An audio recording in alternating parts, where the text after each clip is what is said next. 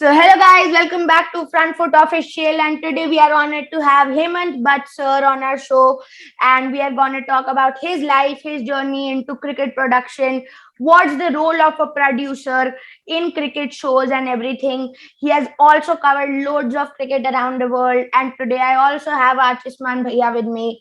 So welcome Hemant Sir to the show. Thank you, Arnav. How are you? Sir, we are fine. How are you? I'm good. I'm good. So tell me, what's up?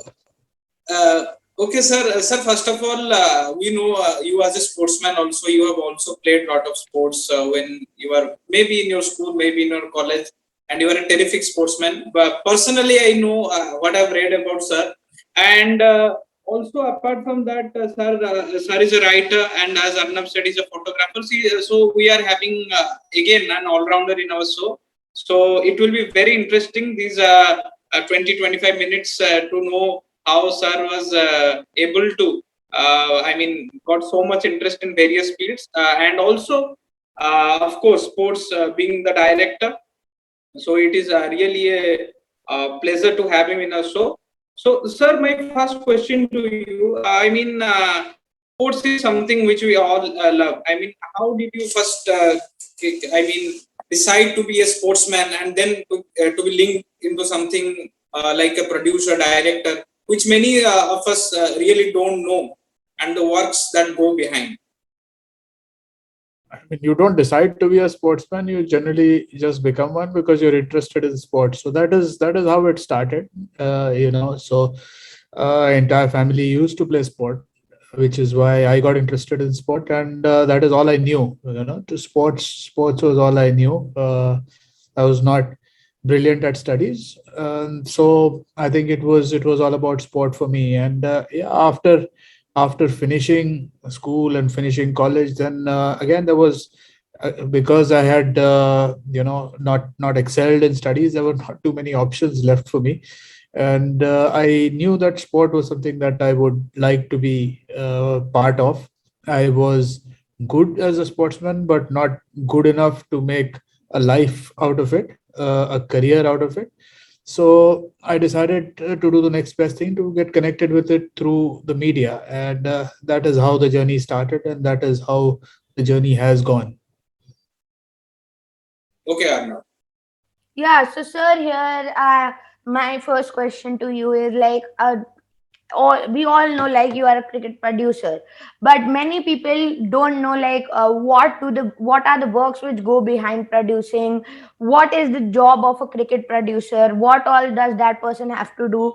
So, sir, can you give us an insight on what is the job of a producer working in the media houses and everything? Okay, so I am more a director than a producer, and there are two different parts of the broadcasting game. The director is the person who brings the picture to you. So all the pictures that you see are curated by one person, which is the director. The producer helps the director and works with the commentator, and works with other aspects of production such as Hawkeye and graphics to help the director create a storyline. So these are the two different aspects of bringing the broadcast to you, and the director and the producer are the two main the main people behind it. We obviously have a lot of other people, camera, graphics, Hawkeye, engineering, which is probably the most important part of it, the vision mixer who actually cuts the pictures, who works on the vision desk, and cuts the pictures on the command of the director. So there is a lot that goes behind it, and yeah, it would probably take the entire broadcast to go through each and every bit, but this is some sort of basic of what we do in a broadcast room. Okay, sir. Okay, sir. Sir, when you were new to this field, when you started working as a cricket director, what were the difficulties you faced? I mean, when you were new to this field, and any memories which you can share with us, like you had some difficulty to do that, but again, you overcame with some of your skills. Well, I mean, it is always tough Production direction is a tough job because you see you've got around 40-50 screens in front of you, usually sometimes more than that, 70-80 screens in front of you, and you are choosing as things happen, and you don't, there are no retakes in live. Whatever has to happen on the spur of the moment. You're taking instant decisions all the time, and it's not easy to just watch so many screens, to concentrate on so many screens, also at the same time to listen to what the commentators are saying, what your producer is telling you, what graphics might be telling you, what your statistician might be telling you, what Hawkeye might be offering to you, what your replay operators might be offering to you. Everybody is talking to you at at not the same time, but various points in time continuously. So you are listening to them, you are watching the pictures, and you're talking at the same time to make sure that the correct pictures go on air, the correct replays go on air, the correct graphics go on air, and it all happens in an instant. A lot of decisions are very instinctive. Some things, you might look at it and say, oh, that didn't look right. Sometimes that happens because it is live and there are no retakes in live. It's not like a film where you can go back and reshoot it. So that's the thing, that's the challenge of live. It's instant but gives you a high because it's something, there's an adrenaline rush to it as you're working, and it's the most exciting thing in the world, at least for me. Hmm. Okay, sir. Now about being a writer and a photographer, can you throw some light on it? I mean, how that part came in you? Well, I mean, I started as a journalist before I went into television, because at that time there was no television. So yeah, I started as a journalist, and I wrote for a newspaper called The Pioneer, and yeah, that was something that I really enjoyed. I learned that I had a flair for writing, and I used to write quite prolifically at one point in time. But yeah, then I got into television. Even then, while I was in the first 6, 7, 8 years, I used to continue to write. Later on, of course, as I grew in my organization, there was a shortage of time, perhaps a little bit of laziness as well. So that fell by the wayside a little bit. I still write a little bit when I feel like writing, but earlier, I used to love to write. Right now, I have to push myself to write at times, and I have some friends who push me to write, or they say that you should be writing a lot more. As far as photography is concerned, yeah, I started that about 10, 12 years back when I got my first DSLR, and I started shooting, and I didn't know what a DSLR was, and I used to shoot random stuff. When I look back at those photos, I went to some beautiful parts of the world at that time. I went to New Zealand, I went to Australia, I traveled all over Europe, but the photos I took are actually terrible. I used to think they were really nice, but I didn't know anything about the camera. I just used to point and shoot. Slowly, I got more into it, and I realized how to use the camera, how to use lenses, how to use filters, and yeah, that became an obsession. That obsession again has taken a backseat for the last 2 years because of the pandemic and because of a lack of traveling. So that has happened as well. But yeah, it was a good 10 years of really passionate photography, and I hope that once the world opens up again, we will be back to it. Hmm. Exactly. Arnab, now you can go ahead with some of your cricketing questions. So, sir, as we know, like the fourth India versus England test is gonna start in a few days, and like India lost badly at Headingley after that historic win at Lords. So, sir, first of all, my question is like, what are the changes you see in the Indian playing 11, especially in the next test, and also give your views on what England should look forward to do in the next test along with the playing 11 of theirs. Well, I mean, it's a little bit difficult because we don't know what is going on in Hmm. within the team. We don't know if there are any injuries as well. But if we just say that there are no injuries whatsoever, and if the pitch we're going to be playing in London at the Oval, so traditionally it has helped the spinners a little bit more. Pakistan have done well there, so Yeah. with their spinners, Yasir Shah has done well. So I would assume for two reasons. For Ashwin to come in, for perhaps Ishant Sharma, who was off color in this test match. It would also lengthen the batting a little bit, and we have realized that with the middle order being so badly out of form, we need perhaps to lengthen the batting a little bit more. It worked out well at Lords because our tailenders played a once in a blue moon innings, and we got through. But that's not going to happen every day. And the other issue is in the middle order. While Pujara has scored 91, and Kohli is the captain and he cannot be dropped, and he showed some glimpses of form. Rahane, I think, is a person who might find himself, in a tough position at this point. He's got many chances and he hasn't availed of them, and we really can't afford passengers in this middle order. Rishabh Hmm. Pant also has not been doing so well, so there is that big hole in the middle order. I don't think we should be getting rid of Pant, but definitely, I see somebody like Hanuma Vihari possibly coming in for Ajinkya Rahane. It's either him or Mayank Agarwal. I don't subscribe to Surya Kumar Yadav because we confuse his white ball bravado, his form with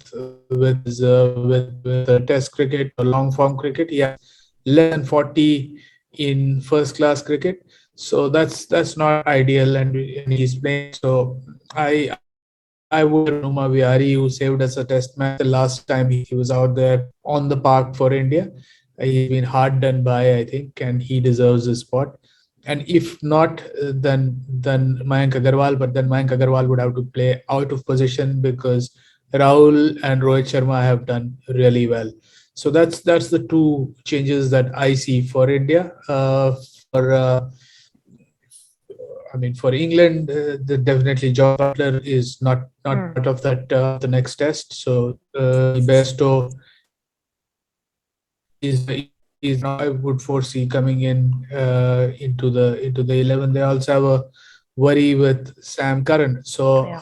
I wouldn't be surprised if Saqib Mahmood comes in and Sam Curran sits out, or if the pitch looks likely to turn, then you might have Jack Leach coming in. But Yeah, and again, Chris we Wokes have to is also back.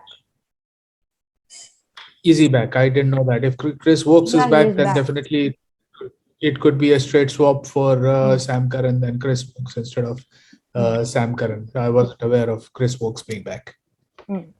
Okay, sir. My last question from my side is that, yes, I mean, this is not the time to speak about this question which I am going to ask, but still, this question comes to my mind that Cheteshwar Pujara was drafted into the IPL playing for CSK, and also Ajinkya Rahane, but they were also sure that they won't be getting chances to play in the IPL.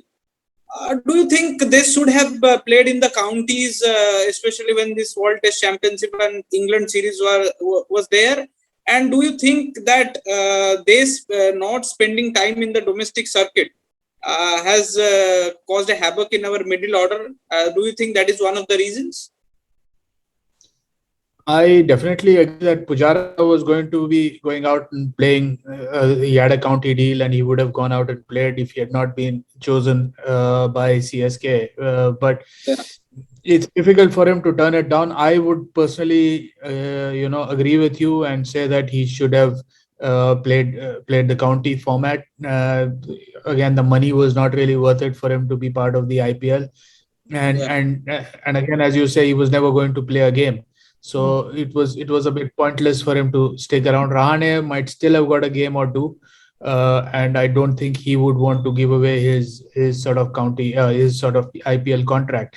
uh, I see, Rahane's problem has always been that he plays one Hmm. fantastic knock each tour, but then Yeah. fades away, and he has a Exactly. problem India as well. His record at home is not very good. So he averages about 40, which is not great for an Indian middle order. It might be great for an English middle order batsman, because in England the scores are a lot lower.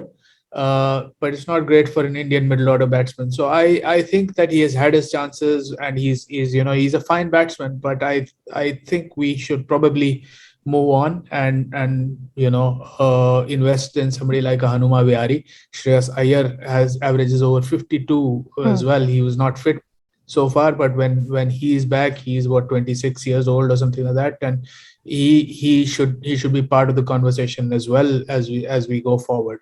So we have options. We should sort of explore these options, and I agree with you to a large extent that Cheteshwar Pujara especially should have played the county game.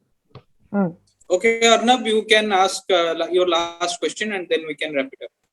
Yeah, sir. So, I wanted to just ask you, like, regarding the Headingley test. Going forward, India lost that test badly, especially coming after the Lord's win, which was a historic one.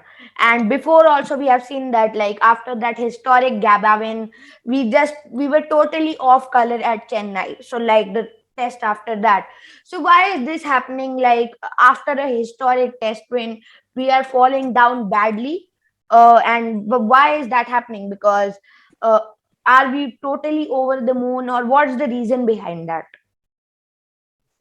It was a historic win, and then it was a historic loss also. So I Yeah. think we are creating history everywhere we go.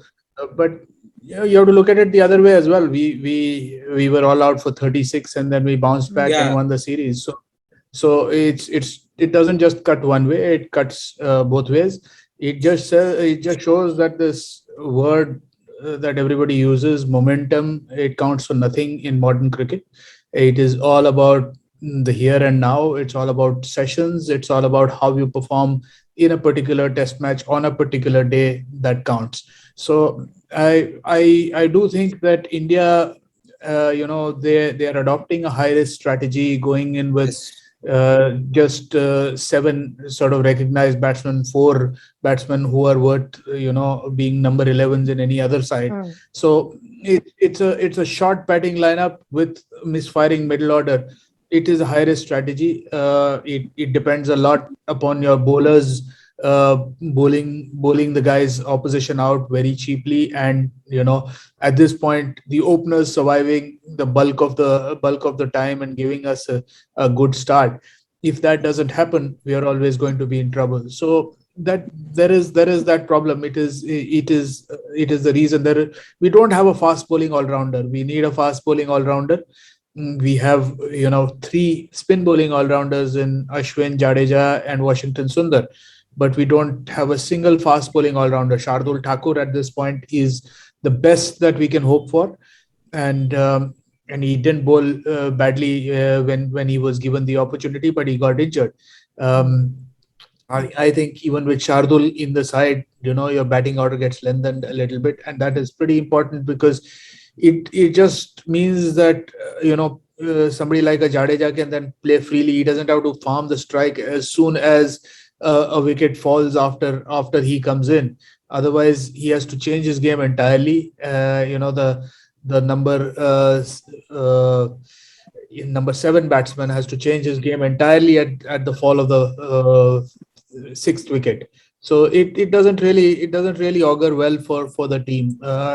We did well in at Lords, yes, but it's not something that will pay off in the long run. So I Hmm. think while I like the four fast bowlers, Ashwin perhaps will have to come in to bat at number eight, which means that we then have a slightly shorter yeah. tail. Hmm. Yeah. So thanks for joining us today, sir. It was a pleasure talking to you. And till then, all those who haven't subscribed to our channel, please subscribe. And you can also follow Hemant Sir on Twitter. You'll have his Twitter link in the description. So till then, we'll meet you all in the next video. So goodbye, everyone, and peace.